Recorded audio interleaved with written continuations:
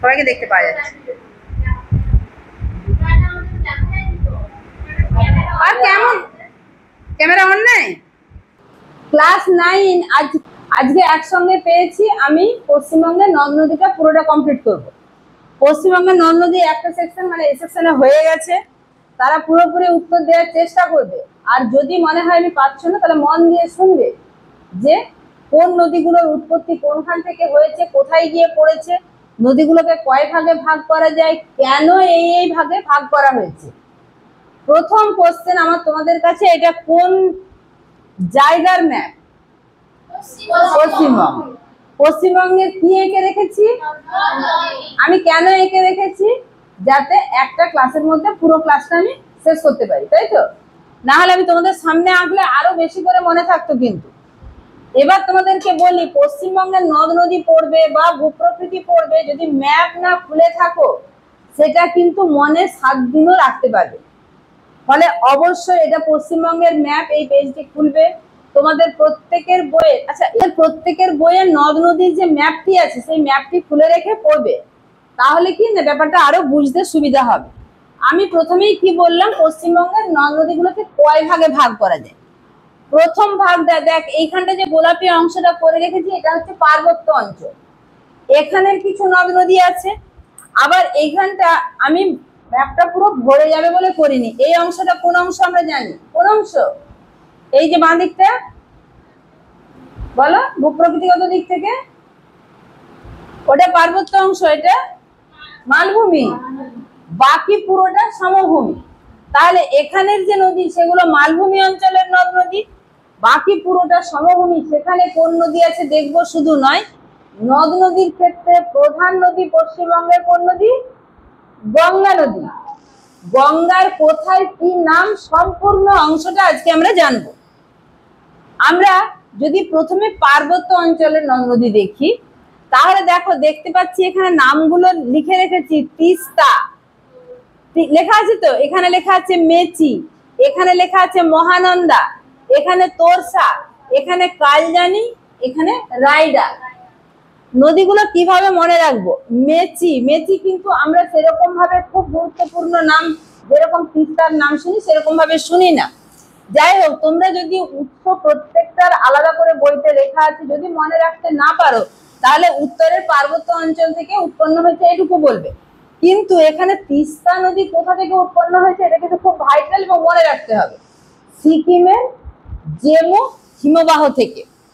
মহানন্দা, আমি একটা একটা করে নদী ধরি। মহানন্দা, মহানন্দা এই যে এখান থেকে আসছে, এটা দার্জিলিং এর একটা পার্বত্য অঞ্চল, এখান থেকে উৎপন্ন হয়েছে। দেখো পশ্চিমবঙ্গ, এরপরে কিন্তু বাইরের অংশটা পশ্চিমবঙ্গ পেরিয়ে গেছে, তো এই অংশটা বিহারের মধ্যে দিয়ে দিয়ে আবার ঘুরে পশ্চিমবঙ্গে ঢুকেছে। তোমরা নিজেরাও পশ্চিমবঙ্গের ম্যাপ নিবে, এভাবে আনবে, না হলে মনে থাকবে না। এরপরে সে কি করলো না, দুটো ভাগে ভাগ হয়েছে। একটা ভাগ দেখতে পাচ্ছিস এরকম করে এসে গঙ্গায় পড়ে গেছে।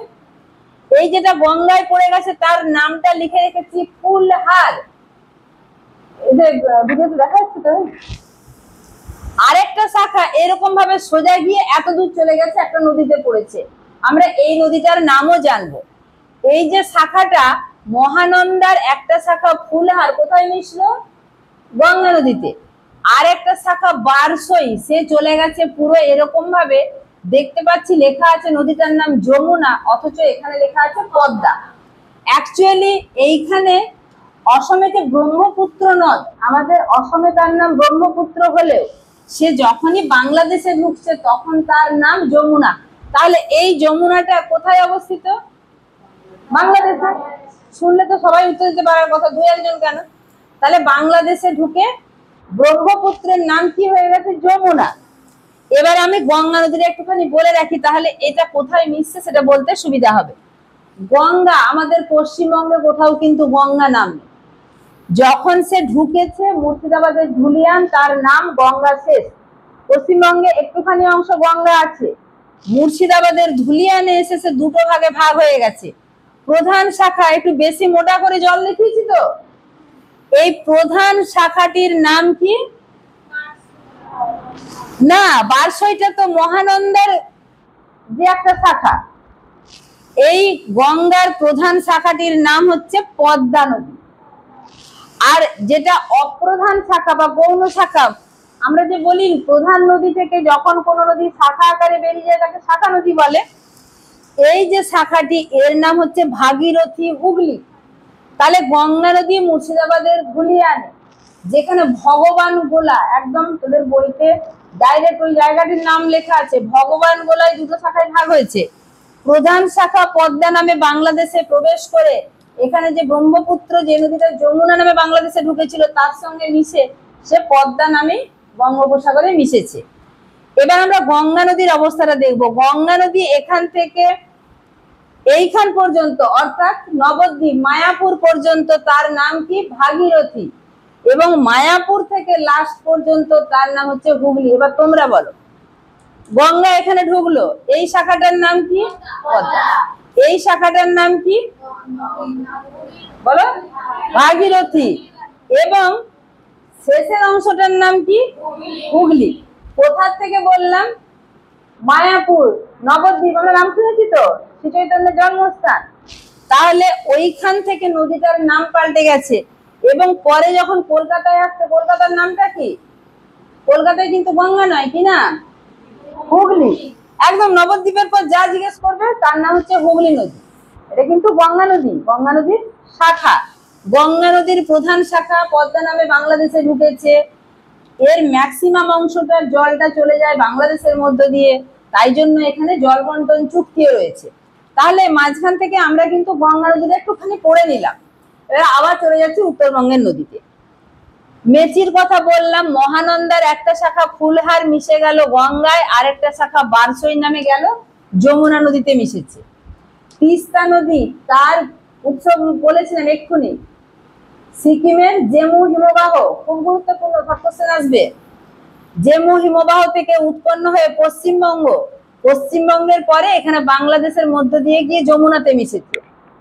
এরপরে আমরা দেখছি তোরসা। তোরসা যদি দেখি, এখানে যে অংশগুলি লিখে রেখেছি তোরা একটু লিখে নিবি। মহানন্দার উপনদী মেচি, বালাসন, টঙ্গন, পুনর্ভবা, নাগর, মানে কি ওই নদীগুলো মিশে তৈরি হয়েছে মহানন্দা। এই যে নদীটি, রাস্তাটি অনেক ঠিক, তাতে প্রচুর নদী এসে মিশেছে। আমি পরে লিখবো সময় দিবে। এইগুলো তার উপনদী। এবার এই যে তোরসা নদীর কথা বললাম, তোরসার দুটো গুরুত্বপূর্ণ উপনদী কি? কালজানি, গদাধর।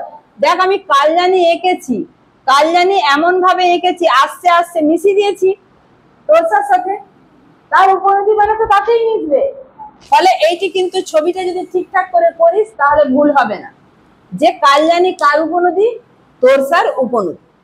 এরপরে আমি যদি জল ঢাকার কথা বলি, তিস্তা, তোরসা, তারপরে আছে জল ঢাকা। জল ঢাকা হচ্ছে দুটো নদীর মিলিত প্রবাহ, দিচু আর লিচু। দিচু আর লিচু সেও গিয়ে মিশেছে, যখন জল ঢাকা নাম নিয়েছে যমুনা নদীতে, রায়ডা সেও গিয়ে মিশেছে যমুনা নদীতে। তাহলে আমার এগুলো উত্তরবঙ্গের নদীগুলো মোটামুটি বোঝা হয়ে গেছে। একটা জিনিস, মহানন্দা পশ্চিমবঙ্গ বাদ দিয়ে আর কোন রাজ্যের মধ্যে দিয়ে ঢুকেছে? এই অংশটুকু যে বেরিয়ে এসছে এটা বিহারের মধ্য দিয়ে। খুব গুরুত্বপূর্ণ কিন্তু। দেখ একটা নদীও বিহারে ঢুকেনি, আমাদের এই অংশগুলো সব কুচবিহারের মধ্য দিয়ে বাংলাদেশে ঢুকে গেছে। এগুলোকেও কিন্তু আমি আন্তর্জাতিক নদী বলতে পারি, কারণ এগুলো ভারতের অংশ, পশ্চিমবঙ্গ ভারতের অংশ প্লাস বাংলাদেশের মধ্য দিয়ে। মহানন্দা এখানে আবার একটা রাজ্য নয়, সে আবার একটু বিহারটাও ঘুরে এসছে, আবার পশ্চিমবঙ্গে ঢুকে তারপরে গিয়ে বাংলাদেশে মিশেছে। এবারে এইগুলো হচ্ছে আমাদের ঘরের নদী, এগুলো খুব ভালোভাবে মনে রাখতে হবে। নামগুলো দেখো, ব্রাহ্মণী, দ্বারকা, ময়ূরাক্ষী, চারে বক্রেশ্বর, কোপাই, অজয়, দামোদর, দ্বারকেশ্বর, শিলাবতী, কংসাবতী, কেলেঘাই, সুবর্ণরেখা। আমাদের ঘরের নদীকে, ঘরের নদী কংসাবতী, একদম আমরা দিনরাত্রি মেদিনীপুর গেলেই দেখতে পাই, তাই তো? এছাড়া আমাদের শিলাবতীকেও জানতে হবে, আমাদের যে সুরাইতে খালি আছে সব কিন্তু গিয়ে মিশেছে শিলাবতীতে। আলটিমেট কিভাবে রূপনারায়ণে মিশেছে এবং পরে গিয়ে ভাগীরথী হুগলি নদীতে মিশেছে সেটি দেখব। এখানে দেখ, আমি ময়ূরাক্ষীটাকে ডাইরেক্ট নিয়ে গিয়ে গঙ্গা নদী, কেউ কথা বলছে না তো? ময়ূরাক্ষীটাকে নিয়ে গিয়ে ডাইরেক্ট ফেলেছি ভাগীরথী হুগলি নদীতে। এই নদীটির নাম কিন্তু ভাগীরথী হুগলি। ভাগীরথী হুগলিতে দেখ ময়ূরাক্ষীতে দুটো নদী এসে মিশেছে, দ্বারকা, ব্রাহ্মণী। তাহলে যারা এসে মিশছে তারা উপনদী। আবার দেখ ময়ূরাক্ষীতে এদিক থেকে এসে মিশেছে 4 আর 5 নাম্বার নদী, কে কে? বক্রেশ্বর, কোপাই। বক্রেশ্বর, কোপাই তারা ডাইরেক্ট ময়ূরাক্ষীতে মিশেনি, তারা দুজন আগে মিলে গেছে, তার নাম হয়েছে কুয়ে। তারপরে মিশেছে ময়ূরাক্ষীতে, আলটিমেট ময়ূরাক্ষী এই এতগুলো নদীর জল কোথায় গিয়ে ফেললো? ভাগীরথী হুগলি নদী। এবার এখানে দেখ দ্বারকেশ্বর, শিলাবতী, আমাদের এই খালটা শিলাবতীতে পড়েছে বললাম। দ্বারকেশ্বর, শিলাবতী সেগুলো কোথায় মিশেছে? এই মিশে কি নাম হয়েছে? হুগলিতে পরে আসছি, হুগলি ভাগীরথী হুগলি নদীতে পরে মিশবে। তারা মিশে গিয়ে আগে রূপনারায়ণ তৈরি করেছে।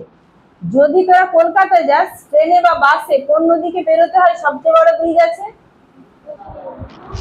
রূপনারায়ণ। হুগলি আমরা হাওড়ায় গিয়ে পাবো, প্রথমে রূপনারায়ণ, তারপরে আমরা কিন্তু দামোদর পাবো, দামোদরটাও পাবো, কিন্তু অত বড় ব্রিজ নয়। আচ্ছা দামোদরের কথা যদি একটুখানি বলে দিই, এখানে দামোদরের প্রধান উপনদী এখানে লিখে রেখেছি, বরাকর প্রধান উপনদী, এছাড়া আছে বোকারো, এছাড়া আছে কোনার। দামোদর নদী ডাইরেক্ট গিয়ে কোথায় পড়েছে?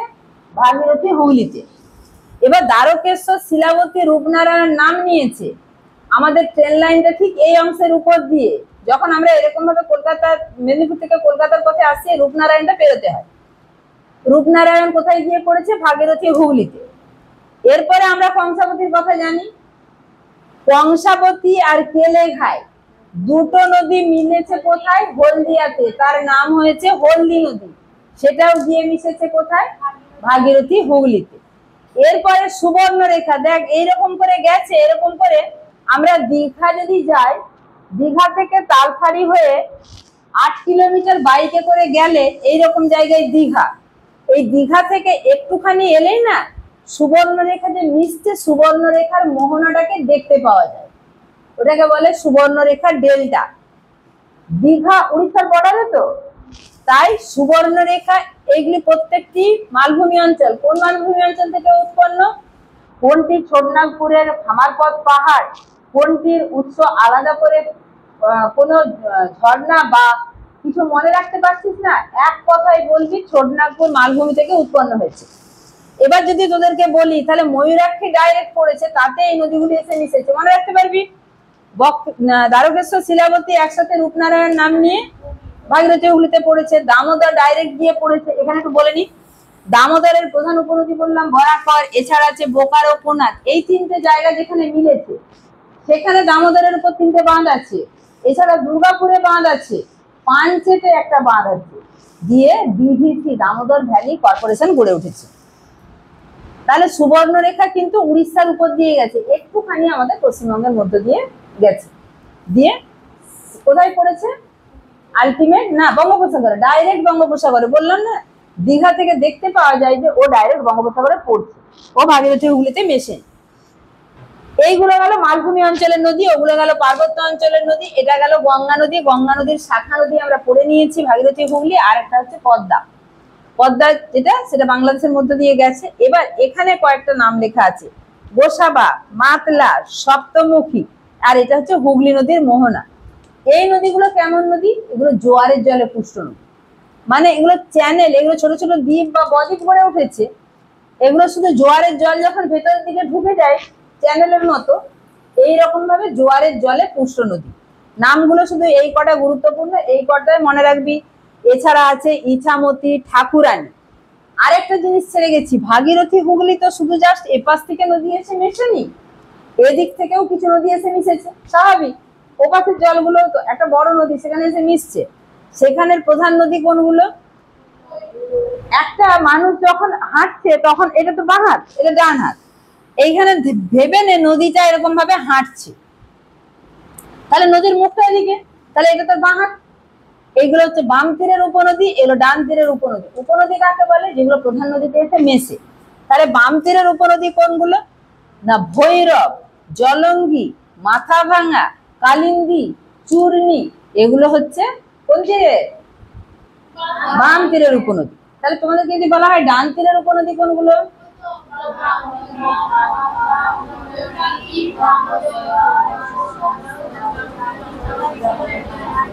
সুবর্ণরেখা বলবে না, কিন্তু সুবর্ণরেখা এসে মিশেনি, কিন্তু সুবর্ণরেখাও মালভূমি অঞ্চলের উৎপন্ন নদী এবং পশ্চিমবঙ্গের নদী, পশ্চিমবঙ্গের নদী বলে তার নামটা লেখা হবে।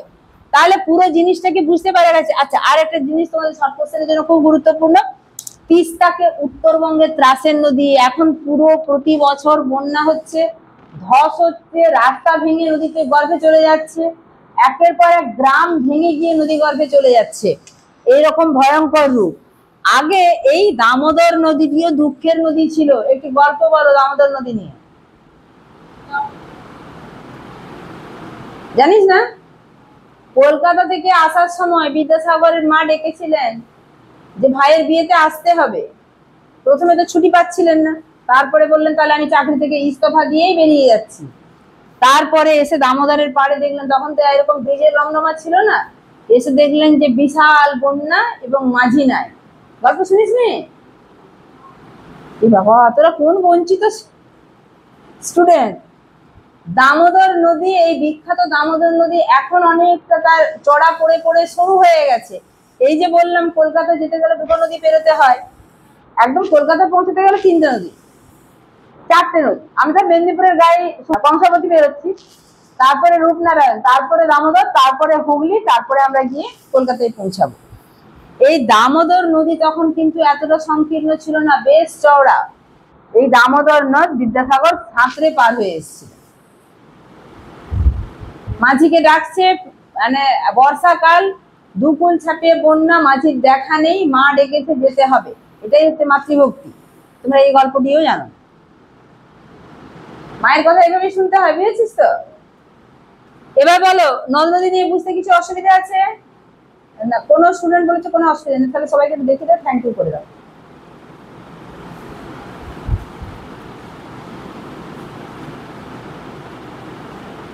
সান্দিকা উঠে আয়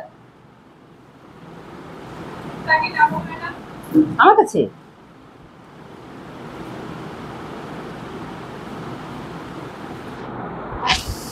আমি খুব খুশি হয়েছি। না, বন্ধ করে দে।